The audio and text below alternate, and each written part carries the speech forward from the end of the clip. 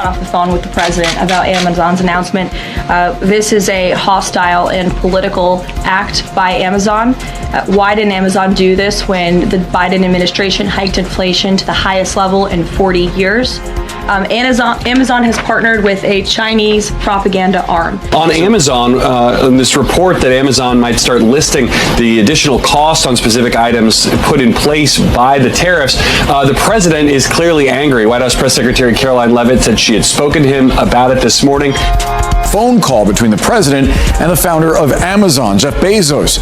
Sources telling CNN that the president at one point wasn't happy earlier today about a report he saw regarding the online retail giant. Mr. Secretary, so it was reported this morning that Amazon will soon display a little number next to the price of each product that shows how much the Trump tariffs are adding to the cost of each product. Imagine waking up in America and finding out that Amazon, the giant, the company that delivers everything from groceries to electronics, the backbone of U.S. e-commerce, has announced its exit from the United States.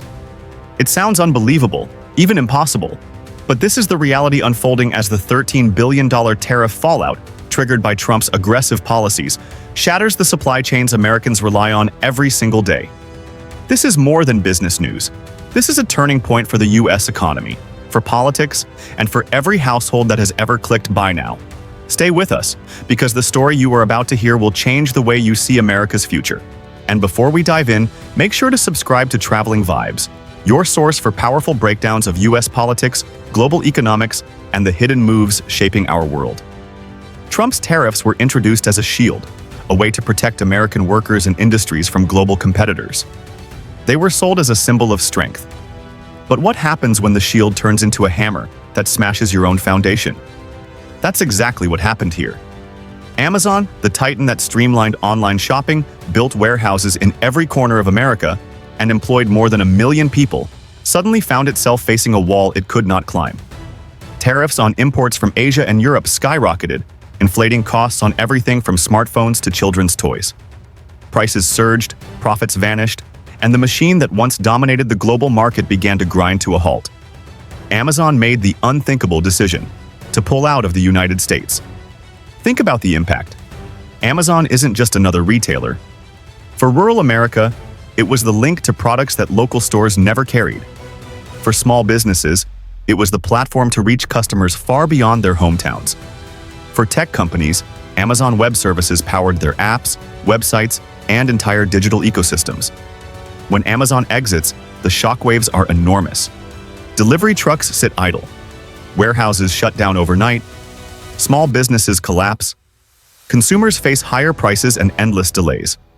And the ripple effect spreads across trucking, shipping, manufacturing, and even Wall Street. But the $13 billion tariff fallout is only the headline. Beneath it lies a bigger truth. Tariffs don't happen in isolation. Other nations respond. China retaliates. The European Union slaps its own penalties. Canada, America's closest ally, redirects supply routes to protect its own interests. India seizes the moment to expand its market share in diamonds, textiles, and technology. The very nations Trump tried to pressure are now profiting from America's mistakes. And in the middle of it all, U.S. consumers and workers pay the highest price. Let's walk through this story in depth.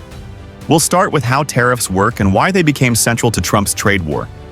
We'll break down the mechanics of supply chains, showing how one broken link can crash the entire system. We'll look at Amazon's rise, its dominance, and the pressures that forced it to leave. We'll hear from farmers in Iowa, truckers in Ohio, tech workers in California, and warehouse employees in Texas. Voices that reveal how this fallout touches every corner of American life. We'll compare America's decline with Canada's steady rise and with China's quiet but powerful maneuvering. And we'll end by asking the question, is this the moment when America's economic leadership truly slips away? Let's begin with the origins of the tariff war. Trump believed tariffs could bring manufacturing jobs back to the U.S. He saw them as leverage, a bargaining chip to force other nations into submission. But in economics, every action has a reaction. When the U.S. imposed tariffs on steel, aluminum, electronics, and more, other nations didn't fold. They fought back. Farmers who once exported soybeans to China suddenly lost their largest customer. automakers who relied on imported parts saw their costs soar. And companies like Amazon, who thrived on moving goods cheaply across borders, suddenly faced impossible numbers. The promise of America First turned into a reality of America Alone. Now let's zoom into Amazon itself. Founded in 1994 as an online bookstore, Amazon grew into the most influential retailer in history. It wasn't just a shopping site, it was an ecosystem. Prime memberships offered free shipping, movies, and music. Whole Foods became part of its empire. Amazon Web Services powered half the internet. But even giants bleed when the rules of the game change. The tariffs meant Amazon had to pay billions more just to bring products into the country. Either raise prices on consumers, risking loyalty, or eat the costs and sink profits. For a while, Amazon tried to absorb the blow. But as tariffs spread and retaliations mounted, the company saw no way out. The exit became inevitable. Picture the consequences. Tens of thousands of workers arriving at Amazon warehouses, only to find the doors locked. Families dependent on delivery jobs suddenly out of work. Small businesses who built their livelihoods selling through Amazon forced to shut down. Consumers who once relied on 2-day shipping now waiting weeks or paying triple the price. It's not just inconvenience, it's economic collapse at a personal level. And this brings us to the heart of supply chains. A supply chain isn't just a line on a map. It's a living system of factories, ships, trucks, warehouses, and digital platforms working in harmony. Break one part, and the rest falls apart. Tariffs acted like a sledgehammer, smashing multiple points at once. Goods from China became too expensive. European suppliers pulled out. Canadian partners rerouted trade. And suddenly, America found itself cut off from the very network it once controlled. Without Amazon to mask the cracks, the fragility became visible to all. Wall Street noticed immediately. Amazon's stock plunged. But so did shares in FedEx, UPS, Walmart, and Target. Analysts warned of a domino effect that could drag down the entire retail sector. Investors pulled money. Markets trembled. And behind the numbers were real people losing pensions, savings, and hopes for retirement. And what about politics? Trump's allies tried to spin the story, claiming Amazon left because of bad management or foreign interference. But the truth was too clear.